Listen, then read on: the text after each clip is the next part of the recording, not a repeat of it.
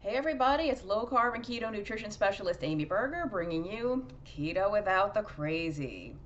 Recording with natural light today, so if it shifts a bit and gets lighter and darker, it's the sun's fault, not mine. Okay. Let's see, before I get into things, I want to let you know that I created a brand new playlist. It's called Binging and Food Addiction. I've done a bunch of videos on like emotional eating and trigger foods, and we sometimes we actually call them alcoholic foods. And so there's a whole brand new playlist for you to go through a lot of videos that are helpful for mindset around this stuff, and also I think will give you some actionable advice that you can start doing and maybe start getting better results. Okay, that is not unrelated to today's topic. I want to talk to you about setting parameters around your food. And I did a video a while back on boundaries and how boundaries can help you with keto. This is kind of along those lines, but I'm going to say something a little different about it, I think. So I talk a lot about what to eat, what not to eat, right? Whether it's in my videos or like the group coaching I do is where I drill down really and talk more about the actual food. But we focus a lot on the food. Again, what we're eating, what we're not eating. We don't really talk much about actions and behaviors around food. So the how to eat, and I don't mean how to eat like here's how you hold your fork, here's how you hold your chopsticks. I mean behaviorally and action how. And I think that making slight shifts in some of our behaviors and actions around food can have an outsized impact. Like you just make kind of a little shift and it has a disproportionate effect, disproportionately good effect. And I'll give you kind of an example is those of you that follow Adapt Your Life or have done some of our courses, or even if you don't, if you're familiar with Dr. Eric Westman's work, his food list has always been total carbs. And there's a lot of people who follow him or take our courses who make that shift from counting net carbs to total carbs. It's just that one little change. And like I said, disproportionate effect. And all of a sudden they start getting some results that had eluded them until that shift. So what are some actions and behaviors we can change around our eating that actually have nothing to do with the particular foods? Nothing to do with the food you are or are not eating, but more about your actions when it comes time to eat. So, what do I mean? Most of us, and I could be wrong because I've never met you, or unless you are someone I know in real life and I have met you, but most of us, I think, do pretty well when we're sitting down at a table having a meal, particularly if we're around other people. You've got your, nice fatty animal protein and your non-starchy vegetables. Or if you're doing the carnivore, you've got your fatty animal protein and no vegetables. You've got your nice low carb or keto meal, and it's all good. I think for most of us, the problematic eating, I'll call it idiot eating, the clown eating, when we act like clowns, is generally we're going to be standing up and eating, standing up in the pantry, like if you have one of those walk-in storage areas, in the pantry, standing up in front of the fridge with the fridge door open and we're just grabbing, Often it is also, we're not eating on dishes, on plates, we're not using silverware. Often our off-plan eating is done in rooms other than the dining room and the kitchen. We might be laying on the couch watching TV. We're in the recliner, we've got the bag of nuts or whatever we're doing. So with regard to changing the behaviors and the parameters, what if we changed some of those actions? And I hate the word rule or rules. It's very punitive, so I don't like the word rules, like okay, why don't you establish some rules for yourself? No. Set parameters for yourself. Set parameters in which you commit to staying. It's so much more helpful. Rules is just, it has such a negative connotation. It feels heavy, like I feel weighed down thinking I have to follow these rules with my food. Parameters, on the other hand, actually feels liberating. It almost makes it easier, like this is my safe space. As long as I stay here, I'm good. Thank you so much. Thank yourself for setting these parameters. I feel so much more able to actually do this. It's just semantics. If you prefer the word rules, you do you. But parameters is just so much less punishing. I'll give you some examples that have helped me, and this is pretty new for me. I used to do them on and off, but lately I've been doing them much more on. You could commit to making parameters like, I no longer eat standing up. I don't eat standing up. If you're going to eat something, you have to be sitting down somewhere. Even better, you could say, I no longer eat anywhere except my dining room table or kitchen table.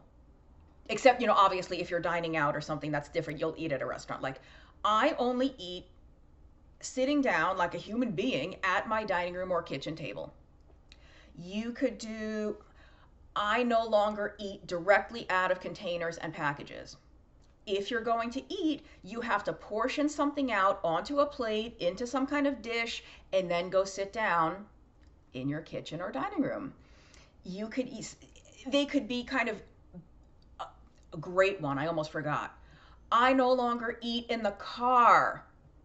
Isn't that where a ton of unplanned eating happens? And I would say where you're eating things that might be inappropriate for you. I don't like the word should and shouldn't, so I won't say, oh, you're eating something you shouldn't. I don't like shouldn't.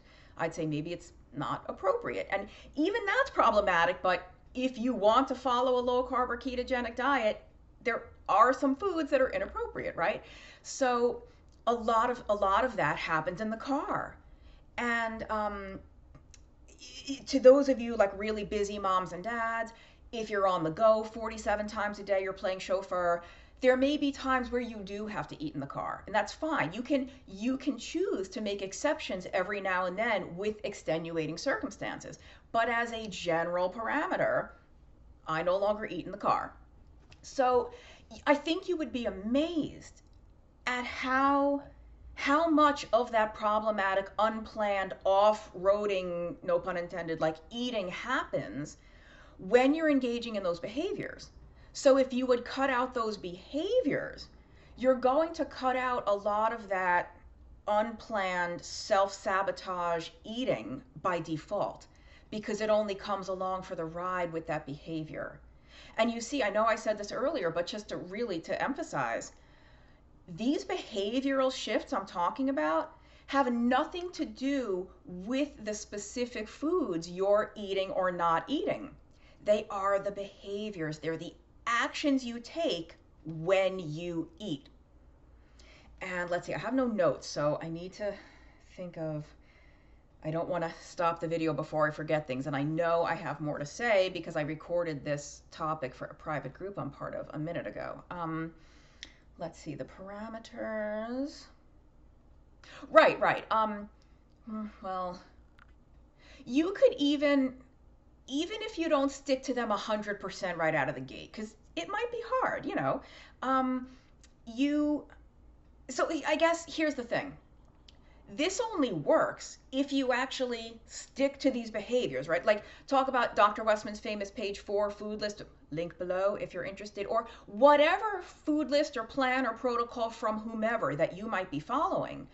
Having that list, having that blueprint doesn't get you anywhere unless you actually follow it, right? You actually have to adhere to it. You have to put it into practice. Just sticking the food list on your fridge doesn't magically give you the results you want. You have to do it. Same thing with whatever parameters you set for yourself. It's all well and good to have a list of things that you are and or are not going to do with regard to food, but you actually have to do it. And so if you don't do it 100% right at the start, that's okay. The fact that you're even aware of the behavior, because you will start noticing every time you walk by the fridge and plan to grab that little, oh, right, I don't eat standing up anymore. Oh, right, I don't eat directly from containers anymore. You will start noticing how often you do it, and little by little, you will start to cut down. So eventually, the new parameters will become your ingrained patterns. They will become your habit. They will become the default. They will become the norm. They won't, you do this long enough and it will seem more strange to eat standing up than it does to eat sitting down. It will seem more odd to be eating directly out of the fridge. You know what I mean? Once those new patterns are established in which you are no longer doing that. But it'll take time. It's like it's like learning how to do anything new. This might be new for you, this behavioral change. So it's going to be a little bumpy. Some days are going to be better than others, and that's fine, because over the long term you'll get there. And what else can I say? I know there was, with regard to parameters, you can keep them as general and overarching as I don't eat in the car, or I only eat sitting down at the kitchen table. You could drill down and make them as specific as I only eat pork rinds when I'm watching a movie with my family on Friday nights. Like, I'm just using that as a funny example because pork rinds are actually like a trigger. They're like a binge food for me. So, I mean, perfectly low carb food, but it's not safe for me to have them. If pork rinds are a problem for you, you could set that parameter for yourself. I only eat pork rinds on Friday nights when I'm watching a movie with my family. So you can have pork rinds, but you can't have them on Tuesday. You can't have them on Saturday. You have to be watching a movie with your family, and it has to be a Friday night, and then you can have your pork rinds. And like a great example for me, because I'm unmarried, I have no kids, so the family thing isn't really for me, but not that it's not for me, I just don't have a family that lives with me right now. A better example for me, those of you who followed me for a long time know that I have a mayonnaise problem. Mayonnaise is a major binge food for me. Yes, it is. I know that's weird. I can't have mayonnaise in my house because I'll sit there with a spoon and before you know it, half the jar is gone. One of my parameters is I can have mayonnaise when I'm out at a restaurant because the portion is automatically controlled for me. They just bring me that little side cup serving. So I can have mayonnaise when I'm at a restaurant. I don't buy mayonnaise to bring into my home. Guacamole is another problematic food for me. I actually really can't stand avocado by itself, but turn it into guacamole and I'll put my face in the tub. So I might say I only eat guacamole at parties or at social events. So I don't buy guacamole to bring into my home, but if I'm at a party and there's some guacamole, I can have some. I don't have to have it, but I can. My parameter is that if I'm at a party and there's guacamole, I can have it. Not required to. So, that's one of those, you can just drill as deep as you want. I only eat X while I'm sitting on my couch doing the puzzle. By the way, some people have joked that the puzzle needs its own hashtag, like hashtag Amy's puzzle, because I get comments on it from time to time. Yes, it's been sitting there for like 8 or 9 months. No, I haven't worked on it in a while, but it's gotten, you can see there's way more pieces that are put together. Anyway, that's a diversion. I will go, one more thing that I want to show you is this book called Never Binge Again by Glenn Livingston. And I think I've showed this in a video a long, long time ago, but it's been a while. And this is helpful for this parameter setting. But I recommend this book with some caveats. So you can get this on Amazon, whatever. Glenn Livingston, two ends on Glenn, Never Binge Again. It's a teeny tiny skinny little book. You could read this in a day or two. The content of the book is very helpful. Unfortunately, Glenn Livingston is in desperate need of a proofreader or copy editor. The book is full of typos and punctuation errors. If you are able to look past that and just focus on the content of what he's teaching you, I think it can be very helpful. The other drawback that it has is his approach is not for everybody. It might be very off-putting to you. It might go directly to your heart, like, oh, he's speaking directly to me. How does he know me so well? Or you're going to be like, oh, that's kind of a little much for me. I wish he didn't go that. So check it out or don't. But I bring this book up because he introduces the concept of always, never, and conditional. And you can do this with specific foods or with these food behaviors and actions. And so, to give you some examples, the never, let's say never is a food you never ever eat under any circumstances ever, or a food behavior that you never ever engage in ever under any circumstances, or you try your best not to. So it could be like, for me, cheese doodles, let's say, not a low carb food. It's not something I should be eating anyway. But I've always said to you, I'm not a saint. I'm not 100% keto all the time, ever, for life. Every now and then, I enjoy a higher carb item. Cheese doodles or cheese curls, I don't know what they may be called, something else if you're watching this outside the US. I cannot have them ever, ever, ever. Peanut butter, peanuts, never, ever, ever, ever, because I used to be in a very, very dark place with those foods, and I refuse to go back there. So they would be on my never list. I don't care what happens, I'm not eating that food. You could do, maybe your thing is like eating in the car, so that'll be your never. Never, ever, no matter what happens. I'll be home in 20 minutes. I'm not going to starve. I'll wait. I don't have to eat in the car. Those are the nevers, things you never do under any circumstances. Then there's the always. Things that are green light for you, go, it's safe, it's no problem. Could be celery, could be chicken, could be beef, pork, whatever, broccoli. Foods that you have no problem with, they're not trigger foods, they're not binge, they're wholesome foods, you can have them anytime, anywhere, whatever. Even the behaviors is a little different. Like a good one for behaviors, if it's going to be in that always column, would be I always wait until I'm genuinely hungry to eat. So you don't, like Dr. Rob Sivas calls them drive-bys. You don't kind of walk past the dish and grab a thing. You don't reach into the fridge and just grab a little piece of something. You always wait until you're genuinely hungry, and then you eat a meal.